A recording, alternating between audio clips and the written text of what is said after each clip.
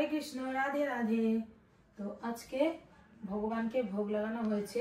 এখানে আছে অন্ন, এখানে আছে জিরা ডাল, আর এখানে আছে সব রকম সবজি দিয়ে একটা ফ্রাই। তো আর এখানে সমস্ত ফল ভগবানকে নিবেদন করা হয়েছে তুলসী পত্র সহযোগে। কিছুদিন আগে একটা কমেন্ট পেয়েছিলাম, তো উনি বলছেন যে ভগবানকে কেন আমরা গোটা ফল নিবেদন করি, কেন আমরা কেটে দিই না। আজকে আমি সেটা বলছি।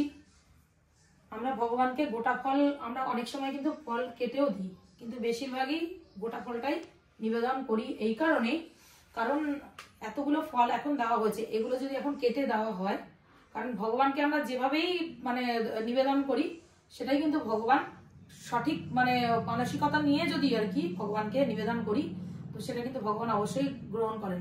সেটা শুধু ফল বা কোনো ভালো কিছু বলে না, ভালো কিছু মন্দ কিছু যাই হোক, তো সবটাই কিন্তু ভগবান একদম মানে একদম নিষ্ঠা সহকারে ভগবানকে ভক্তি সহকারে যেটা আমরা নিবেদন করি, সেটা এক গ্লাস জলে একটা তুলসী পত্রই হোক না কেন, সেটা কিন্তু ভগবান গ্রহণ করেন।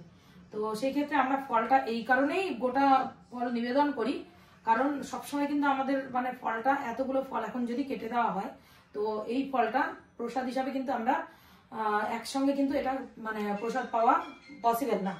তো সেই ক্ষেত্রে মানে ফলগুলো নষ্ট হবে। আর যেহেতু আমাদের বাড়ির কাছে কেউ মানে যেহেতু কাছাকাছি সেরকম ভাবে প্রসাদ বিতরণ করার মতো সেরকম পরিস্থিতি থাকে না, সবসময় তো সেই পজিশন থাকে না, তো সেই কারণে ফলগুলো নষ্ট হবে। তো এই কারণেই কিন্তু আমরা ফলগুলোকে মানে গোটা অবস্থাতেই মানে নিবেদন করি, কারণ এটাও কিন্তু প্রসাদ হিসাবেই মানে আমরা এটা পাই, ঠিক আছে। তো সেই কারণেই কিন্তু মানে কেটে দেওয়া বা গোটা দেওয়া সেটাতে কিন্তু কোনো দুটোর মাঝখানে কোনো কিন্তু অন্তর নেই, মানে কোনো তফাৎ নেই।